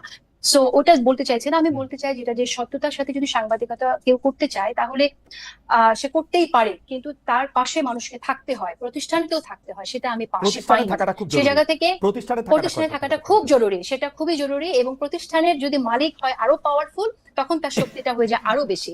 হয়তো সেটা আমার ছিল না, সেজন্য আমি হয়তো পারি না। আমি যে টেলিভিশনে কাজ করতাম সেই টেলিভিশনের মালিক ছিলেন সালমান এফ রহমান। সেজন্য আপনার পাওয়ার অনেক বেশি ছিল। আমি সালমান এফ রহমান, আপনাদের মনে আছে 2018 সালে তিনি একজন ফরেস্ট কুকসন বোধহয় একজন জরিপকারী আমেরিকান একজনকে ডেকে এনে তিনি একটা জরিপ করালেন, যেখানে দেখা গেল আওয়ামী লীগের সাংঘাতিক ভালো সম্ভাবনা 200 নাকি 250 আসন পাবে 2018 ইলেকশনে। আমি ফরেস্ট কুকসনকে ডাইকে আমার টেলিভিশনে কিন্তু জিজ্ঞেস করতেছিলাম যে আপনি যে সালমান এফ রহমানের টাকা নিয়ে এটা করলেন, এটা যে একটা কনফ্লিক্ট অফ ইন্টারেস্ট হচ্ছে, কারণ উনি এখন ইলেকশন করতেছেন, এটাকে আপনি বোঝেন? That I could do. এখন খালেদ ভাই, now I will have to step in. আমি তো শুনলাম এতক্ষণ সালমান এফ রহমান কে actually, what he does. Okay, তার কাজটা কি? He is a power broker. He does behind the scene many activities which suggest that he has very deep entrenched connection with deep state. তার কাজই হচ্ছে এগুলা করা। সে সামনে একটা কাজ করবে, পিছনে আরেকটা কাজ করবে, আর আপনাকে যে সে ফ্রিডমটা দিয়েছে সেটা দিয়ে সে বলবে যে আমি তো প্রেস ফ্রিডম এনশিওর করেছি, দেখো আমার টিভিতেও নিয়ে যাওয়া হয়। এগুলা হচ্ছে সব তার। এটা নিয়ে আমি দ্বিমত করব না, কারণ উনি যখন এমপি হয়েছে, কিভাবে বিএনপি নেতার মেয়েকে বিয়ে করে, কেন করে তারা? এই যে আমি আপনাকে দেখতে পারি না, আমরা সম্পর্ক করতেছি কি আপনার অপোজিশন পার্টির সাথে, so that you can have access to everywhere. এবং এভাবে কিন্তু এই ব্যক্তিগুলো এভাবে এই কার্ডগুলো খেলে আসছে বছরের পর বছর। আপনাকে তারা সুযোগ দিয়েছে ইন্ডিপেন্ডেন্ট টেলিভিশনে, আপনাকে জীবনে ওরা কল করবে না। কিন্তু আমারও মনে হয়েছে, আমি বলি, আমারও মনে হয়েছে 2018 সালে উনি যখন এমপি হলেন, সরকারের শেখ হাসিনা যখন উনি সরাসরি পদে যোগ করলেন, তারপরে কিন্তু আমি আর ইন্ডিপেন্ডেন্ট টেলিভিশনে থাকলাম না।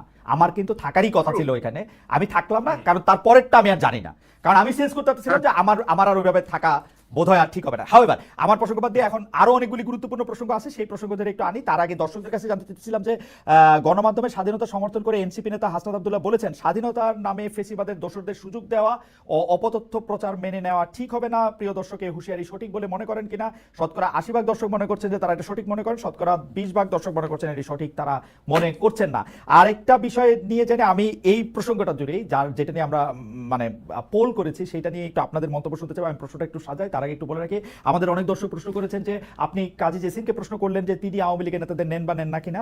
আমাকে এই প্রশ্ন করলে কি হবে? আমি আওয়ামী লীগের নেতাদের নিতে চাই, শেখ হাসিনাকে, ওবায়দুল কাদেরকে এবং আওয়ামী লীগের প্রেসিডিয়ামের যারা সদস্য আছেন বা সর্বশেষ যারা সদস্য ছিলেন তাদের কাউকে, অন্য কারোর সাথে আমার কথা বলার আগ্রহ নাই। যারা নীতি নির্ধারক আছেন তারা কিভাবে কি করলেন, কেমনে দেশ চালালেন, কেমনে গুলি করলেন, কেমনে পালাইলেন, সেগুলি আমি তাদের জানতেই চাই। যদি তারা আসতে চান আমি সবসময় তাদেরকে নিতে চাই এবং তাদেরকে প্রশ্নও করতে চাই। কাজী জেসিন, আমি আপনার কাছে যে প্রশ্নটি করতে চাই সেটি হচ্ছে যে এনসিপি নেতা হাসনাত আব্দুল্লাহকে মানে মিডিয়া হাউসের কথা বলে যে কথা বলেছেন, মানে যেটাকে অনেকটা হুঁশিয়ারি বলে মনে হইতেছে, এর প্রতিবাদ করেছেন আবার দেশের প্রধান প্রধান সাংবাদিক সংগঠনগুলো। যদিও আমি সায়েরের বক্তব্যের সাথে সম্পূর্ণ একমত, সাংবাদিক সংগঠনগুলি নিয়ে আমার খুব বেশি উচ্চাসা নাই। এইটা কিন্তু সাংবাদিকতার নামে, মানে আমি যে জায়গাটাতে আপনাদের দুজনেই ডিস্ট্রাকশন করতে চাই, সাংবাদিকতার নামে যে সময় আবার অপতথ্য ছড়ানো হইতেছে সেইটা তো আমরা অবশ্যই কন্ডেম করব। কিন্তু আমরা যখন এটা জবাব দিতে গিয়ে দেখলাম যে আরো কয়েকটা বানোয়াট ফটো কার্ড আবার এনসিপির নেতারা আবার এটাকে ক্যারি করলেন, হুমকি দিলেন, সেইটা কিরকম ভাবে দেখা হচ্ছে। আমি একটু সায়েরকে বলি, সায়ের থেকে শুনি, তারপর আপনার কাছে শুনবো জেসিন। হ্যাঁ, আমি একটু সায়ের থেকে শুনি যে এইটাকে আসলে এই ব্যাপারগুলিকে আপনি আসলে স্বাধীন সাংবাদিকতার কোন জায়গাগুলিতে আপনি দেখেন? যারা এই ধরনের বানোয়াট তথ্য প্রচার করে থাকে অথবা উদ্দেশ্য মানে একটা পাল্টাপাল্টি আয়োজন আর কি, ফটো কার্ড এই সেই তথ্য প্রচার করে থাকে, এটা তো এবং আপনি কমপ্লেন আসার পরে তারা এটাকে আবার উইথড্র করে নেয়। আমার মনে হয় এটা একজনের চরিত্র অথবা একজনের পার্সোনালিটি অথবা তার যেই কাজ, সেই কাজে একরকমের কালিমা অর্পণ করার একটা চেষ্টা আর কি, যে একটা কালিমা লেপন করার চেষ্টা করা হয়, পরে যখন সত্যটা বের হয়ে আসে তারপরে তারা নিউজগুলো উইথড্র করে নেয়। এবং এই ধরনের কাজ, এই ধরনের ফটো কার্ড, এই ধরনের উদ্দেশ্য প্রণোদিত ফটো কার্ড, যেমন কিছুদিন আগে দেখলাম আমি যে লিখেছে সার্জিসের বন্ধুর বাসায় 3 বস্তা টাকা পাওয়া গেছে। You go inside the story, it is totally different. এবং আমি দেখলাম যে প্রায় এ ধরনের প্রায় হেডলাইন আসে যেগুলো অত্যন্ত মিসলিডিং, ক্লিক বাই টাইপের আপনার হেডলাইন। যেমন সেদিন দেখলাম যে শেখ খালেদা জিয়া এবং তারেক রহমানের জন্য বিশাল বড় সিংহাসনের মতো আসন বানানো হচ্ছে, এটা রিপোর্টটা করেছে প্রথম আলো। তো আমি রিপোর্টের ভেতরে গিয়ে দেখলাম যে এটা কি বিএনপি থেকে করতেছে। আমি দেখলাম যে কোথাকার টেকনাফের ভেতরে কোন এক ইউনিয়নের কোন এক গ্রামের মধ্যে বসে এক বিএনপি নেতা, তার মনে খায়াস হয়েছে যে সে তার পার্টির লিডারদের জন্য এগুলা বানাবে। But the way the headline is created is intended to like create a very distorted narrative যে আচ্ছা বিএনপির লোক তখন ক্ষমতাতেই আসে, এখন বসে বসে এরকম করে চেয়ার বানাইতেছে। আবার আপনি দেখেন যে বেগম খালেদা জিয়াকে যখন তার বাড়ি থেকে উচ্ছেদ করা হয়েছে, ক্যান্টনমেন্টের বাড়ি থেকে, আপনাকে বলেন তো বাংলাদেশের কতগুলো পত্রিকার সম্পাদকরা এটা নিয়ে সম্পাদকীয় লিখেছেন অথবা কোন রকমের অপেড ছাড়তে অথবা ফলো করে এটা নিয়ে আপনি রিপোর্ট করেছেন। ওই যে এই বৃদ্ধ মহিলা যে সাফারিং ছিল, কালকে পলক নিয়ে গিয়ে আদালতে নাকি কাঁদছে, এটা নিয়ে সবাই রিপোর্ট করছে, পলক আদালতে গিয়ে কাঁদতেছে। তো সে কাঁদতেছে কেন আদালতে গিয়ে? সে কাঁদার মতো কাজ করছে কেন? না, আপনার কাছে কি মনে হয় না যে পলক যে আদালত থেকে কাঁদতেছে, এটা যখন সাংবাদিকরা রিপোর্ট করতেছে বা গণমাধ্যমে গুরুত্ব দিয়ে ছাপা হইতেছে, সেটা এই কারণে যে দেখো খুনি ফেসিস্টদের এখনকার অবস্থা দেখো, এটা বোঝানোর জন্য? এটা তো তারে খুশি করার জন্য না মনে হয় আমার। আমি পরে তো এটাই মনে হইলো, আমার পরে তো এটাই মনে হইলো যে মানে পলকের কি দুরবস্থা এটা দেখো, যে এই হয় এই হয়। তাহলে লাভটা হইলো কি? একটা হচ্ছে ফ্যাসিস্টের ভয়ে আপনি নতজন হইয়া তখন একজনের একটা বয়স্ক মহিলার কষ্টের কথাটা তুলতে পারলেন না, আর এখন ফ্যাসিস্ট কেন সাফার করতেছে এটারে আপনি ফলো করে দিতেছেন। আবার এটাকে কেউ কেন না, মানে এই হয় মানে দুষ্টের ক্ষয় শিষ্টের জয়, এটা দেখানোর জন্য। সেটা তো কেউ লিখে না। এই যে আপনি যে কথাটা এখন বললেন দুষ্টের ক্ষয় শিষ্টের জয়, কেউ কিন্তু এই শিরোনামটা করে নাই। বলছে যে আদালতে দাঁড়িয়ে অপলক কাঁদলেন পলক। আরে ভাই তুই এটা লেখ যে পাপের ফসল এখন সে ভোগ করতেছে, লিখে কিন্তু আমি কিন্তু পড়ি ভিতরে টোনটা এটাই থাকে যে এক সময়ের প্রতাপশালী এইসব শব্দটা তো ব্যবহার করে, মাঝখানে ব্যবহার করে, ইন্টারনেট বন্ধ করে দিছিল, এগুলো ব্যবহার করে, আমি দেখছি করে। এক্স্যাক্টলি। আরেকটা হচ্ছে যে ইন্টারনেট যে বন্ধ করছে, ইন্টারনেটটা অ্যাকচুয়ালি কি বন্ধ করছে? ইন্টারনেট কি পলক সাহেব নিজের থেকে ইন্টেনশনালি বন্ধ করছে? তারা তো কেউ অর্ডার দিছে। তো তার নামটা আসে না কেন? যে শেখ হাসিনা যে অর্ডার দিছে।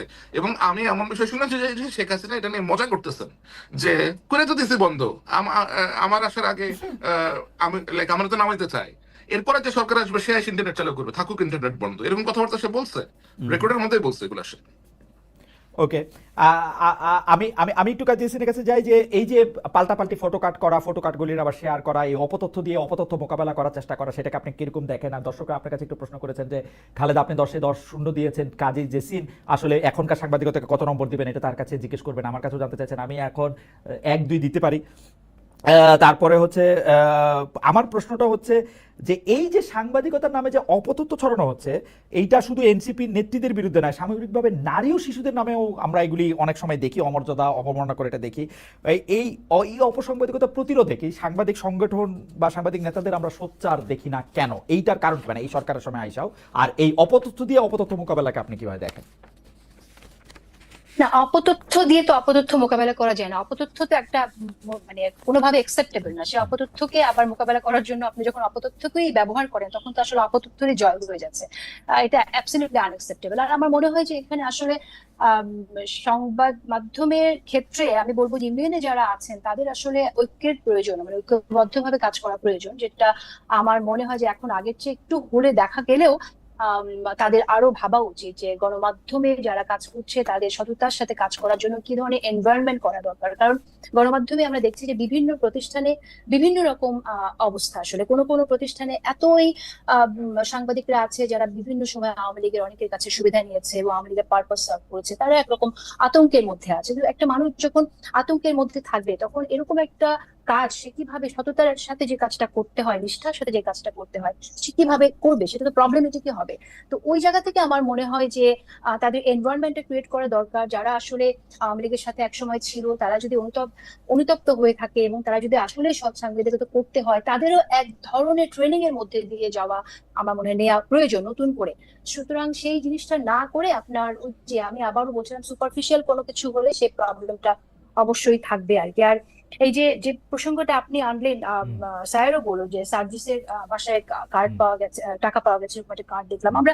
এরকম কার্ড শুধু এটা না, আমরা আপনি অবাক হয়ে যাবেন, আপনি নিশ্চয়ই নিজেও দেখেছেন যে প্রতিষ্ঠিত গণমাধ্যম, জনপ্রিয় গণমাধ্যম গুলোতেও এত বেশি আপনার নিউজ আপলোড করা হচ্ছে, যত দ্রুত আপলোড করা হচ্ছে তত দ্রুত আবার সেটাকে আপনার নামিয়ে ফেলা হচ্ছে, সরিয়ে ফেলা হচ্ছে উইদাউট গিভিং এনি রিজন যে এই কারণে আমরা আমরা খবরটা রাখলাম না। এক্স্যাক্টলি। সো এই যে একটা প্রবণতা, এটা অত্যন্ত ব্যাড মেসেজ, এটা খুবই খারাপ একটা মেসেজ দিচ্ছে, এটা আমাদের জন্য অত্যন্ত খারাপ। প্রত্যেকটা প্রতিষ্ঠানে যারা কাজ করছে আমি মনে করি তাদের নিজেদের মধ্যে কথা বলা দরকার যে কেন এই কাজগুলো হচ্ছে, তাদের নীতি ঠিক করা উচিত, সাংবাদিকতার যে নীতি তাদের যে প্রিন্সিপাল ঠিক করে ট্রেনিং এর মধ্যে দিয়ে নতুন করে তাদের ভাবা উচিত।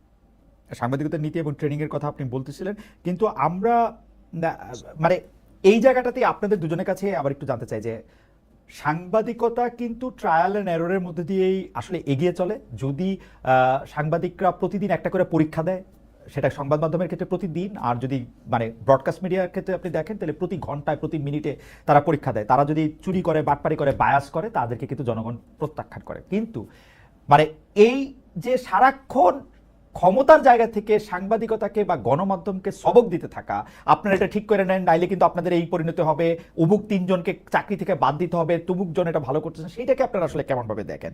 সর্বশেষে একজন উপদেষ্টা এরকম বলছেন, শব্দের খেলাটার ভণ্ডামি কবে বাদ দেবেন আপনারা? প্রথম আলোর একটা রিপোর্ট নিয়ে তারা এই কথা বলেছে, বিবিসি রিপোর্টের অনুবাদটার ক্ষেত্রে কেন এটা অনুমোদন শব্দটা ব্যবহার করা হলো, অর্ডার না, সেই জন্য এরকম বলতেছেন। এইগুলিরে আপনারা আসলে কিভাবে দেখেন? কাজী জেসিন যদি একটু বলতেন যে সরাসরি ভাবে যে ভাই যদি এই পত্রিকা ভালো না লাগে, এই টেলিভিশন ভালো না লাগে, ইউ বেটার আপনি এটা দেখেন না, আপনি এটা পড়েন না। মানে বাংলাদেশে তো এখন আর ক্ষমতার জায়গা থেকে কেউ আপনাকে এটা করতে বাধ্য করতে পারবে না। সেই জায়গাটা থেকে আপনারা এটা কিভাবে দেখেন যে একটা হুমকি বা ওকে, এখন আমরা আমরা আসলে এই প্রসঙ্গ বেশ কয়েকবার এটা এসেছে যে সরকারের দিক থেকে কখনো কাউকে এরকম হুমকি দেওয়া হয়েছে কিনা, কারো চাকরিচ্যুতির জন্য, কাউকে সরিয়ে দেওয়ার জন্য কোন রকম আদেশ বা অর্ডার এরকম ভাবে এসেছে কিনা সরকারের দিক থেকে, আমি এটা প্রশ্ন করেছিলাম। আমি কিন্তু উত্তর পেয়েছি যে না, এটা করা হয়নি। এবং আমি এটা তো আমরা জানি যে সরকার কখনোই বলে না হ্যাঁ আমরা এটা করেছি। সো আমি একটু ভেরিফাইও করার চেষ্টা করেছি। আমার কাছে এরকম তথ্য আমি পাইনি যে সরকার থেকে তাদেরকে কাউকে এরকম বলেছে তুমি তাকে স্যাক করো বা এই নিউজটা নামিয়ে ফেলো, এরকমটা আমি এখন পর্যন্ত প্রমাণ পাইনি। কেউ যদি পেয়ে থাকে আমি সাধুবাদ জানাবো আমার সাথে শেয়ার করার জন্য।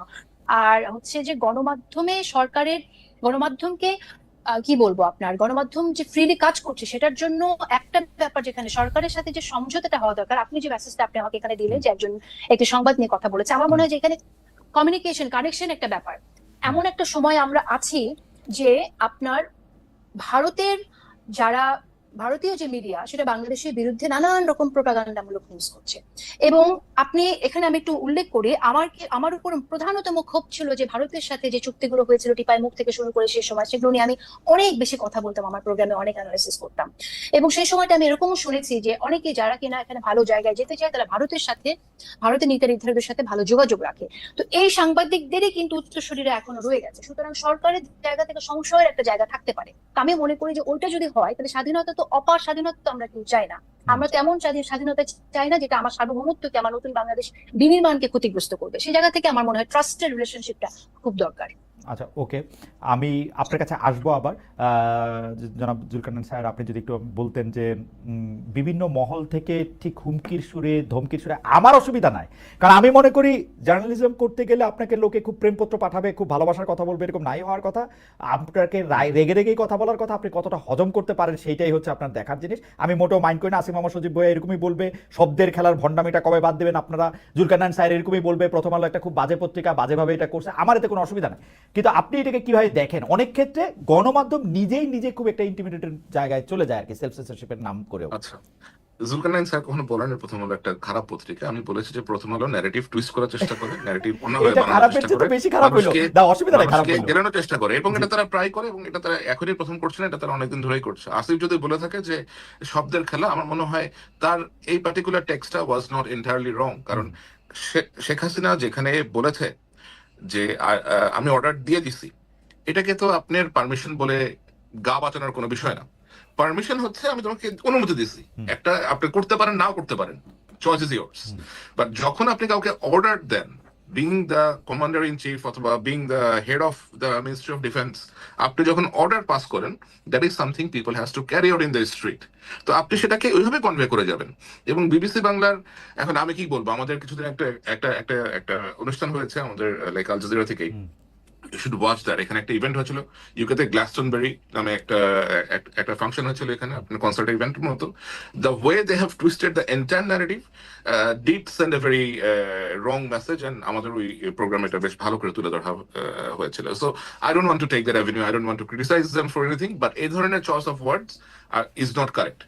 আপনি সঠিকভাবে ইন্টারপ্রেট করবেন, যেটা ইংরেজিতে আছে সেটাকে বাংলাতে সঠিকভাবে ইন্টারপ্রেট করবেন, যেটা বাংলায় আছে সেটাকে ইংরেজিতে আপনি আবার কারেক্টলি করবেন। আমার একটা জিজ্ঞাসা আছে, সেটা হলো যে সাংবাদিকতা আমরা অনেকগুলিকে মেলাফাইডি মিস্টেক বলি, অনেকগুলি বোনাফাইডি মিস্টেক বলি। আপনি কি এটাকে মেলাফাইডি বা ইন্টেনশনাল মিস্টেক বলতে চান? অবশ্যই আপনি বলতে চান যে মানে বিবিসি বাংলাদেশে সবাই শুনতেছে, অসংখ্যবার পরিচয় হয়েছে, সে মেলাফাইডি করে সেই অর্ডারকে অনুমোদন বলছে, আপনার কাছে এরকম মনে হচ্ছে?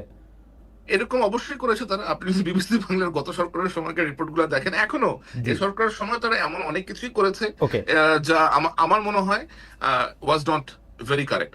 আপনার এগুলি বোনাফাইডি মিস্টেক না, রাইট? এগুলি মেলাফাইডি না, অবশ্যই না, অবশ্যই না। ইন্টেনশনালি অনেক কিছু তারা করেছে।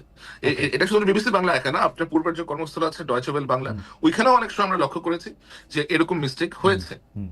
ওটা হয়তো আপনার ইয়েতে হয় নাই, বাট মিস্টেক হয়েছে। গণমাধ্যমে কাজ করলে মিস্টেক তো হইবই, কি মানে সেটা তো মিস্টেক হচ্ছে ভাই, আপনি বানানের ভুল করেন মানুষের নামের, আপনার নাম সায়েরকে আপনি চায়ের লেখেন, চ দিয়ে লেখেন, দন্তস্বর পরিবর্তে আপনি এটা চ দিয়ে লেখেন। কিন্তু আপনি যদি বলেন যে সায়ের বাসা থেকে নিচে গেছে, আপনি যদি বলেন যে সায়ের বাসা থেকে নিচে গিয়ে দেখছে যে সে ওখানে গিয়ে বসে বসে বিড়ি টানতেছে, আমি তো বাসা থেকে নিচে গেছি, এখন যদি আপনি সিদ্ধান্ত নিয়েই নেন যে আমি বিড়ি টানতেছি, এটা তো হইল না, রাইট?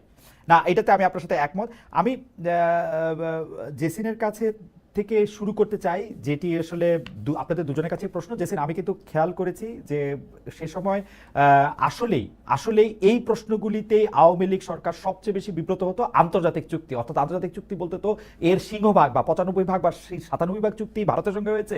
সেই ভারতের সঙ্গে চুক্তিগুলির ব্যাপারে সেগুলি আসলে জনগণের সামনে প্রকাশ করতে চাইতো না, দুজন আমাদের সাথে কি আছে সেটা দেখাতে চাইতো না, বা আমরা দেখতে পারতাম না। আরো যোগ্য সাংবাদিকরা নিশ্চয়ই পারতেন, আমরা পারতাম না, আমরা চেষ্টা করে এবং প্রশ্ন করলেই তারা রাগ হয়ে যেত, মানে আমরা এই সেই এগুলি বলতো।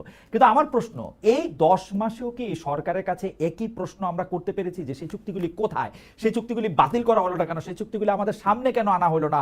সেই চুক্তিগুলি আমরা বরং উল্টা দিতেছি, ভারত একতরফাভাবে আমাদের সাথে চুক্তির পর চুক্তি বাতিল করে যাচ্ছে, আমরা কেন সেটা বাতিল দেখছি না? আমি একটু জেসিনের মন্তব্য শুনবো, একটু জুলকারনাইন সাহেব থেকেও জানতে চাইবো যে জুলকারনাইন সাহেব অনুসন্ধানীমূলক সাংবাদিক, আমরা একটু জানতে চাইবো যে আসলে আমরা এমন কোন কোন চুক্তি করে রেখেছি যেগুলো আসলে এই সরকার সামনে আনতে দিচ্ছে না বা দেখাচ্ছে না আমাদের। আমি আগে জেসিনকে একটু শুনি। জি, কাজী জেসিন। আচ্ছা, প্রথমেই বলি যে প্রশ্ন আমি করেছি যে এই চুক্তিগুলো কবে আমরা জানবো, কি কি চুক্তি জানতে পেরেছেন কি? আছে, মানে সেটা আসলে আহ, প্রশ্নের উত্তর পেয়েছি, যেটা তদন্ত কমিটি করা হয়েছে, তারা কাজ করছে এবং এটা আমরা জানতে পারবো। কিন্তু এটা তো আপনিও জানেন, আমরা সবাই জানি যে এখনো পর্যন্ত কোনো তদন্ত রিপোর্ট আমরা সামনে পাইনি যে কি ধরনের আসলে চুক্তি হয়েছে ভারতের সাথে, এবং সেই চুক্তিগুলো কতটা আমাদের দেশের স্বার্থ বিরোধী, এবং কোন কোন চুক্তি আসলে আন্তর্জাতিক কোর্টে নিয়ে আমরা সেখান থেকে বের হয়ে আসার উদ্যোগ নিতে পারি, এবং সেই উদ্যোগগুলো কবে নেবে, এই প্রশ্নগুলোর উত্তর আমরা পাইনি। সেটা আসলে তদন্ত কবে শেষ হবে এটা সরকারের কাছ থেকেই আমাদের এটা জানতে চাওয়ার কথা। পরবর্তী প্রশ্ন সরকারের কাছে রাখা উচিত যে সরকার আসলে কবে এই তদন্তটা সামনে নিয়ে আসবে, যদি আদৌ সেই তদন্তটা হয়ে থাকে, কেউ করে থাকে। আমি প্রেস সেক্রেটারির কাছে জানতে আবার চেয়েছিলাম, বিশেষ করে যেমন আমি প্রেস সেক্রেটারিকে জানতে চেয়েছিলাম এবং আমি বলেছিলাম যে আমরা দেখতে পাচ্ছি যে ভারত স্থলবন্দর দিয়ে বন্ধ করে দিচ্ছে, ভারত ট্রান্সশিপমেন্ট বন্ধ করে দিচ্ছে, আমরা তো বন্ধ করতেছি না, চুক্তিগুলি প্রকাশও করতেছি না। আমাদেরকে মানে মানে আমাকে টু মাই আটার সারপ্রাইজ আমাকে প্রেস সচিব জবাব দিচ্ছেন যে আমরা তো কোনো রিটালিয়েশনে বিশ্বাস করি না, এটা বলে রিটালিয়েশন। আমি এইটা আমরা তো একটার জবাবে আরেকটা এরকম করবো, এরকম কোনো কিছু তো করবো না, আমরা এগুলি ভেবে দেখছি। আরে ভাই, এগুলি প্রকাশ করেন, প্রকাশেরও কোনো নাম নাই। আপনি বলতেছিলেন কাজী জেসিন। হ্যাঁ, সো এটা আসলে একটা স্পষ্ট অবস্থানে আমরা দেখতে চাই। আমার কাছে কিন্তু আমি কিন্তু অন্যটা শুনেছি, আমি শুনেছি যে তদন্ত চলছে এবং তদন্তের পরে আমরা জানবো সরকার কি করবে। চুক্তি প্রকাশ করতে তদন্ত লাগবে কেন? আমরা এখনো জানি না। আমি কিন্তু তহিদ হোসেনকেও জিজ্ঞেস করছিলাম, পররাষ্ট্র উপদেষ্টা, চুক্তি প্রকাশ করতে তদন্ত লাগবে কেন? আওয়ামী লীগ সরকার এই চুক্তি করছে, এটা গণমাধ্যমে প্রকাশ হবে, দ্যাটস ইট। এর মধ্যে তদন্তের কি না, দরকার? তদন্ত না, sorry, let me correct it, এটা কমিশন করা হয়েছে, তারা এই কমিশন যাচাই বাছাই করছে এই চুক্তিগুলো নিয়ে। কমিশন তো যাচাই বাছাই করবে, কিন্তু এটা আমরা পাই। আমি আমাকে আমার সায়েরের দ্বারস্থ হওয়া ছাড়া উপায় নাই। অনুসন্ধানীমূলক সাংবাদিক, আমাকে একটু বুঝায় বলেন তো, চুক্তি আওয়ামী লীগ সরকার ইন্ডিয়ার সাথে করছে, যেটা গোলামির চুক্তি, যেটা অনেকগুলি খারাপ চুক্তি, সেটা প্রকাশ করবে, সেটা দেখাবে এই চুক্তি করছে, এইটার মধ্যে কমিশন করে কি করতে হবে স্যার?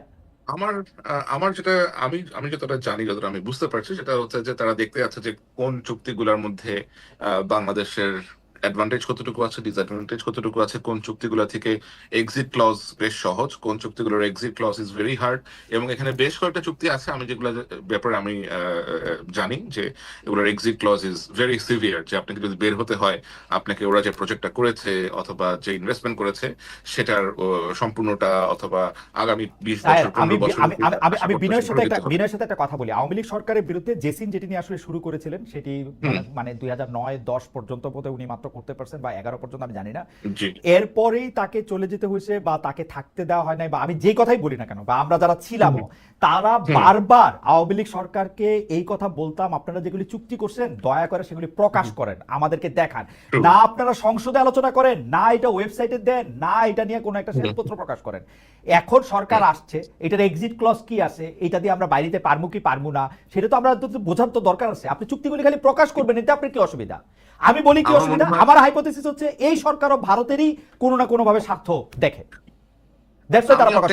আমি আপনাকে খালেদ ভাই যেটা বলতে পারি যে it will sound a very technical ইয়ে। দেখেন, ভারত আমাদের আশেপাশে দিয়েই আছে, আমাদের সব থেকে বড় land border is with India. এখন এমন একটা দেশের সাথে আমরা আসলে আপনার ধরেন কোন ধরনের সরাসরি সাংঘর্ষিক অবস্থাতে যাওয়ার মতো অবস্থাতে এই মুহূর্তে আছে কিনা সেটাও চিন্তা করতে হবে। আমার মনে হয় যে সরকার বললো, এবং আপনার শফিক সাহেব যেটা আপনাকে রেসপন্স করেছে যে রিটেলিয়েশনে বিশ্বাস করে না, আমার মনে হয় যে বাংলাদেশ এখনো তার যে ধৈর্য অথবা পেশেন্স, মানে আওয়ামী লীগ সরকার গিয়া মুখে যাই বলুক, গিয়া পায়ে গিয়ে পড়ে থাকতো, এরা মুখে বড় বড় কথা বলবে এবং পায়ে গিয়ে পড়ে থাকবে, মুখের উপরে বন্ধ করে দিবে, ও কোনো কথা বলবে না। চীনে গিয়ে বলে আসবে যে আমরা হচ্ছে ওগুলির মুরব্বী, এগুলি হচ্ছে কথা বলতে তো কোনোটা কম বলে না সাহেব। কথা বলতে তারা কম বলে না, which is very true, but আপনি দেখেন যে ইন্ডিয়া কিন্তু বাংলাদেশের সাধারণ বাংলাদেশি টুরিস্টদের জন্য এখন ভিসা দেওয়া বন্ধ করে দিচ্ছে, বাংলাদেশের ঘুরতে যেতে পারে না, তাই করতেছে, এবং এগুলো তারা করতেছে। কিন্তু বাংলাদেশের পক্ষ থেকে কিন্তু এখনো এই ধরনের কোন রকমের স্ট্রং মেজার নেওয়া হয় বাংলাদেশের, কোনো একটা মেজারও নেওয়া হয় না।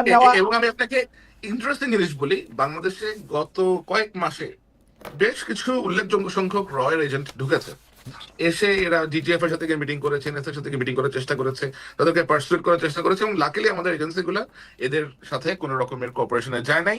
এন্ড আমি এদের যে পাসপোর্ট নাম্বার সহ বিস্তারিত আপনি ফাঁস করে দিয়েছি, এবং তারপরেও আমাদের দেশ থেকে ভারতের সাথে কোনো রকমের কথাবার্তা বলা হয়নি। ভারতীয় এম্বাসিতে হাই কমিশনে কি জানি আরে আপনার রাজেশ অগ্নিহোত্রী যে ঢাকাতে রয়্যাল স্টেশন চিফ, এটা আমরা গত 2 বছর ধরেই জানি। এটা আমি 2 বছর ধরে ক্রমাগত আপনার লিখে গিয়েছি।